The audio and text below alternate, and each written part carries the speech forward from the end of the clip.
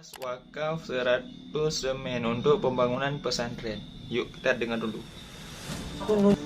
Nunjuk aja. Dia ngasih apa? Saya tak ada jabatan, duit pun tak ada. Saya cuma sanggup mengasih 100 sak semen. Sak semen, sak eksis. Kalian kan tepuk tangan aja. Kasihlah. Mana adik-adik pramuka bawa kresek tadi? Hah? Kenapa mereka hilang? Mana adik-adik pramuka bawa kresek tadi? Sebarkan. Itu kresek. Sobat, cepat sedikit Pak, cepat sedikit. Sebelum orang ini berubah pikiran. Terutama ibu-ibu nih. Bapak-bapak ini tak usah, duitnya tak ada. Bapak-bapak ini paling banyak buat duit 2.000 perak untuk parkir. Ibu-ibu nih yang banyak duit. Ini nih. Bawa ke ibu-ibu. Untuk yang sana bawa pokok-pokok sawit sana. Ini orang ini banyak duit semua. Dan saya tengok beli es krim, beli balon, tak apa-apa mereka beli. Bismillahirrahmanirrahim. Alhamdulillahirrabbilalamin. Wassalatu wassalamu ala Sayyidina Muhammad wa ala alihi wa sahbihi wa barik wa sallim. Amin amin ya rabbal alamin. Apa kabar kalian semua wahai masyarakat sosial media? Semoga semuanya dalam penjagaan dan perlindungan Allah Subhanahu wa taala.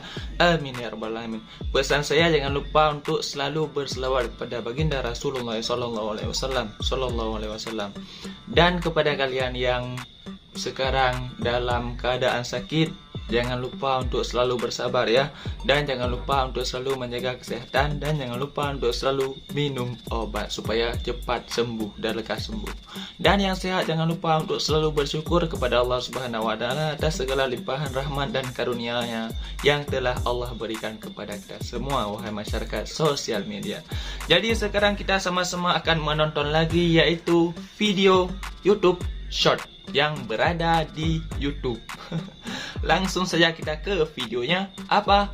Are you ready? Let's go. UAS sedekah wakaf terang-terangan. Nah, ini UAS wakaf 100 semen untuk pembangunan pesantren. Yuk kita dengar dulu. Nunjuk aja. Dia ngasih apa? Saya tak ada jabatan, duit pun tak ada. Saya cuma sanggup mengasih 100 sak semen. 100 sak semen, sak eksis. Kalian kan tepuk tangan aja. Kasihlah. Mana adik-adik pramuka bawa kresek tadi? Kenapa mereka hilang? Mana adik-adik pramuka bawa kresek tadi? Sebarkan. Itu kresek. Sobat, cepat sedikit Pak, cepat sedikit. Sebelum orang ini berubah pikiran. Terutama ibu-ibu nih. Bapak-bapak ini tak usah, duitnya tak ada. Bapak-bapak ini paling banyak buat duit 2.000 perak untuk parkir. Ibu-ibu nih yang banyak duit. Ini nih. Bawa ke ibu-ibu. Untuk yang sana bawa pokok-pokok sawit sana. Ini orang ini banyak duit semua. Dan saya tengok beli es krim, beli balon, tak apa-apa mereka beli. Ustadz Somad. Jadi kan Ustadz Somad cuma kalau nggak salah dia supaya memanas-manasin jamaah saja. Kayak mana maksudnya memanas-manasin supaya Ustadz saja bersedekah 100 sak semen. Nah, jamaah harusnya lebih dong. Kan Ustadz telah menyampaikan banyak ilmu kepada kita kan, seorang jamaah, kepada semua jamaah. Dan sekarang kita harus memberi sedekah lah lebih banyak daripada UAS ataupun Ustadz yang menyampaikan ceramah kepada kita. Tapi itu tidak diberatkan. Kalau nggak sanggup, ya terserah gimana penghasilan kita aja. Maksudnya kayak mana duit yang kita adakan di kantong. Mungkinkah 2.000, 5.000 kan, asalkan ikhlas. Ikhlas hati untuk memberi. Begitu. Lanjut video selanjutnya. Saya siapkanlah nama. Short, Ustadz Abdul Somad kena prank. Kena prank oleh siapa? Yuklah kita dengar dulu. Perempuan yang baik, tak ada bandingannya. Mizyana Bella Nazira. Siap ini nama. Begitu lahir laki-laki. Kena prank. Tanya dokter. Kata Pak dokter, kata ibu dokter, dokter untuk perempuan mesti perempuan. Mudah-mudahan adik-adik nanti jadi dokter spesialis kandungan. Amin ya Allah. Supaya jamaah yang selalu nanya ke saya, bolehkah memeriksakan istri ke dokter laki-laki? Saya bilang boleh kalau pilihannya dua, mati. Makanya dokter perempuan mesti diperbanyak. Lahir laki-laki. Kata Bu Dokter kemarin perempuan. Anak Ustadz pandai menyembunyikan sesuatu. Situlah saya paham. Siapkanlah nama. Jadi kita nggak tahu rahasia itu ya kan? Rahasia Allah kita tidak tahu. Bisa saja prediksi dokter itu salah total. Nah, seperti pengalaman Ustadz Usman kan, sudah diprediksi sama dokter itu anaknya akan lahir seorang perempuan. Tapi kejadian real nyata di lapangannya yang lahir laki-laki. Nah, jadi itu tak pasti. Prediksi manusia tak pasti. Kita tak boleh memprediksi sesuatu dan kita tidak boleh meyakini prediksi itu karena takdir Allah bisa saja berubah. Oke masyarakat sosmed, lanjut video selanjutnya. Ketika Umar bin Khattab meninggal, Malaikat kena mental bertanya pada Umar bin Khattab. Nah, yuk kita dengar. di dalam kubur dia didatangi Munkar dan Nakir dan ditanyai pertanyaan. Siapa Tuhanmu? Siapa nabimu? Kemudian Umar menjawab, hei malaikat, kau tidak sadar bertanya pada siapa? Kau bertanya siapa Tuhanku? Dan siapa nabiku? Aku selama ini berjuang bersama Rasulullah, lalu kau bertanya seperti itu? Wahai malaikat, siapa Tuhanmu dan siapa nabimu? Aku Umar bin Khattab saja takut melihat wajah kalian, bagaimana dengan umat muslim lain yang lemah? Gantilah dengan yang lebih bagus, ucapnya. Semenjak saat itu sampai sekarang, malaikat Munkar dan Nakir menampilkan wajah yang lebih ramah kepada jenazah baru dari kalangan orang yang beriman. Nah, Ketika Umar bin rupanya begitu ya, begitu tegasnya Umar bin Khattab. Emanglah Umar bin Khattab. Umar bin Khattab ini emang ditakuti waktu dulu beliau menjadi Amirul Mukminin. Nah, ya kan? Benar nggak? Kalau salah mohon dikoreksi di bawah ya, karena di sini kita sama-sama belajar. Jadi kita scroll video selanjutnya. Nah, Allah itu baik banget. Ustadz Hanan At-Taqi. Oh ini Ustadz Hanan At-Taqi ya. Lanjut. Firman kepada orang-orang yang banyak dosa seperti kita, yang pernah berzina, yang pernah minum khamar, yang mungkin pernah membunuh, yang pernah makan riba, yang pernah melakukan dosa diam-diam, yang banyak dosa, yang kotor, hina, dina. Allah bilang, ya ibadi, hambaku, gitu. Lembutnya panggilan Allah kepada kita. Allah nggak mengenal, wahai manusia, wahai pendosa, wahai orang yang hina. Enggak, Allah bilang, qul ya ibadiyalladzina asrafu ala anfusihim. Bilang kepada hamba-hambaku yang banyak dosa. Tapi Allah nggak bilang yang banyak dosa, yang melampaui batas terhadap dirinya. Lembut sekali bahasa Allah. Udah banyak dosa, Allah masih memanggil kita hamba. Bahkan ketika kita melakukan dosa, diam-diam di malam hari tidak ada yang melihat kecuali Allah, kemudian cuma satu malaikat yang mencatat. Allah Subhanahu wa taala berbisik kepada malaikat itu, jangan catat dulu, mungkin besok dia akan bertobat. Dan jangan kabarkan ini kepada malaikat yang lain. Nah, segitu baiknya Allah Subhanahu wa taala kepada hambanya. Jadi kita jangan pernah untuk selalu berprasangka buruk kepada Allah Subhanahu wa taala. Kita berprasangka baiklah kepada Allah Subhanahu wa taala. Ya, jikalau kita berprasangka baik kepada Allah Subhanahu wa taala, maka Allah pun akan membuat kita terasa nyaman dan senang walaupun berada di dalam kesusahan, walaupun berada di dalam kegundahan.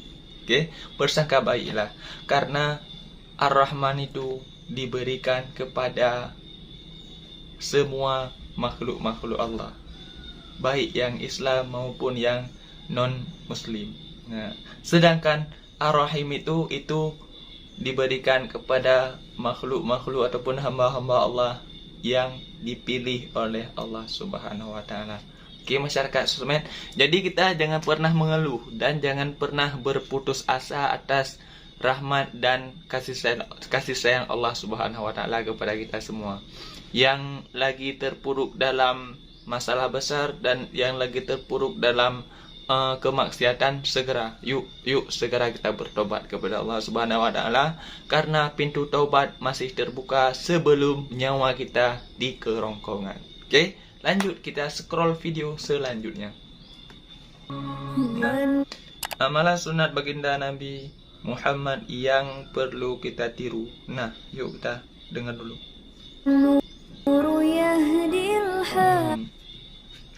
Amalan sunnah Rasulullah yang perlu kita ikuti. Berbuat baiklah pada orang yang berlaku jahat kepadamu.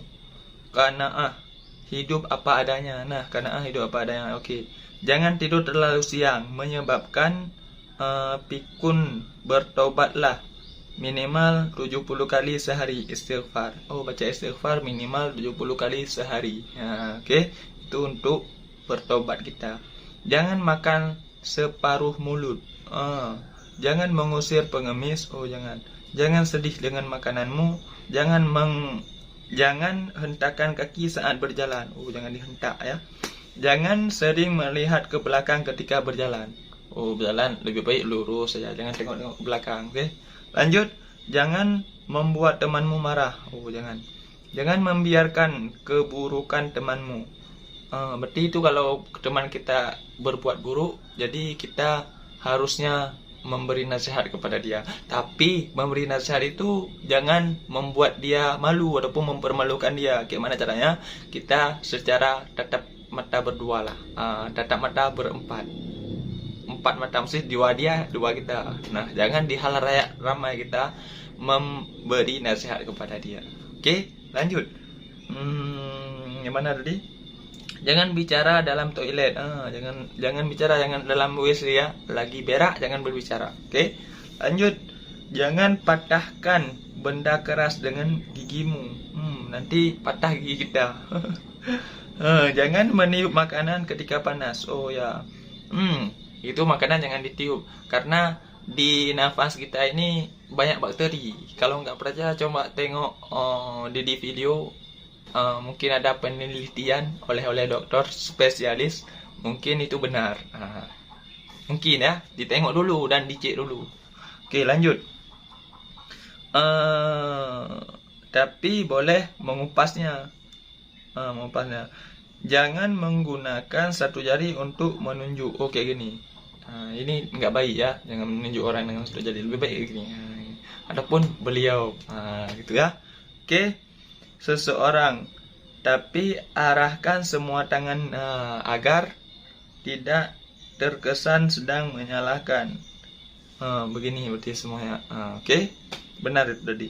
Jadikan solat sebagai istirahat ketika engkau lelah dengan dunia. Berarti kalau kita lelah dengan dunia, banyak permasalahan dan banyak gangguan kepada kita semua kan, ada baiknya kita solat sunat ataupun solat wajib ataupun solat istikharah, meminta petunjuk kepada Allah Subhanahu wa taala. Oke, masyarakat sosial media, sebenarnya jalan-jalan yang dilakukan Rasul, amalan-amalan sunnah yang dilakukan Rasul ini perlu kita tiru supaya kita hidup di dunia ini penuh dengan semangat dan penuh dengan kegembiraan dan terhindar dari segala mara bahaya dan masalah. Oke? Jadi mungkin segitu saja video kali ini. Mohon maaf jika ada banyak kata-kata yang salah dan video saya kurang menarik untuk ditonton. Mohon maaf dan koreksi di kolom deskripsi. Koreksi di kolom komentar di bawah.